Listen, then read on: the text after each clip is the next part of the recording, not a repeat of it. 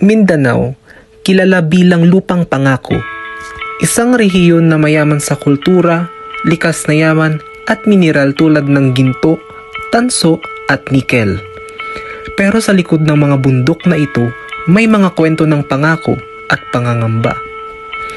Sa paghahangad ng pag-unlad, maraming katutubo at komunidad ang naapektuhan ng pagmimina. Ayon sa Mines and Geosciences Bureau, Mindanao ang may pinakamalaking deposito ng mineral sa buong bansa.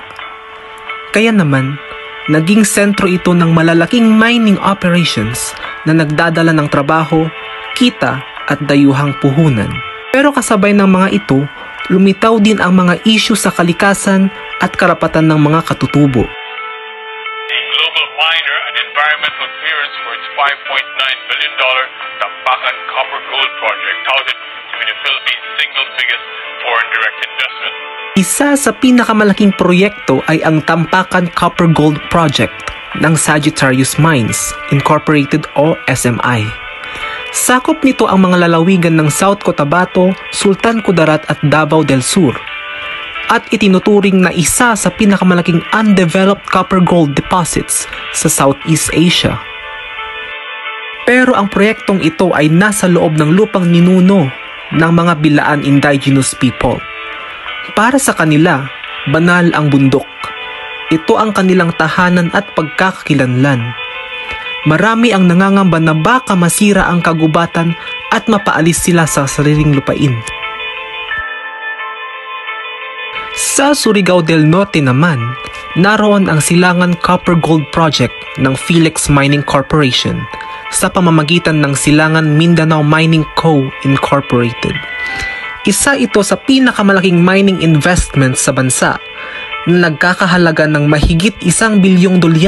Sinasabi ng kumpanya na makatutulong ito sa ekonomiya. Pero may mga pangambang baka maapektuhan ang mga ilog, karagatan at kabuhayan ng mga lokal na residente. Sa Davao de Oro, makikita naman ang King Copper Gold Project ng St. Augustine Gold and Copper Limited Company at Nadicor. Isa rin itong malaking proyekto na naglalayong maghatid ng pag-unlad sa lugar. Ngunit para sa ilan, kapalit ng pag-unlad ang pagkawalan ng mga sakahan, pagkasira ng kalikasan at banta sa kalusugan ng mga mamamayan. Hindi natin maikakaila. Malaki ang epekto ng pagmimina sa kalikasan. Pinuputol ang mga puno, hinuhukay ang mga bundok, at nalalason ang mga ilog. Apektado ang mga hayop, taniman at kabuhayan ng mga tao. Para sa mga katutubo, hindi lang lupa ang nawala, kundi pati ang koneksyon nila sa kalikasan na bahagi ng kanilang kultura at espiritu. Ayon sa batas, bago magsimula ang pagmimina sa lupang ninuno, dapat makuha ang Free, Prior and Informed Consent o FPIC ng mga katutubo.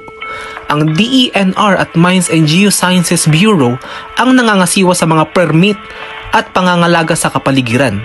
Pero sa ilang kaso, sinasabing hindi malinaw o hindi kompleto ang proseso ng konsultasyon dahilan ng sinaglot sa pagitan ng mga kumpanya at komunidad. Walang duda, may naidudulot na benepisyo ang pagmimina, trabaho, buwis at infrastruktura. Pero ang tunay na pag-unlad ay yung hindi sinasakripisyo ang kalikasan at karapatan ng tao. Kailangan ng balanseng pagtingin. Pag-unlad na may malasakit, proseso na may pananagutan.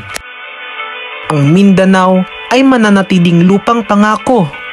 Hindi dahil sa ginto o tanso sa ilalim ng lupa, kundi dahil sa mga taong patuloy na nagmamahal at nagtatangkol dito.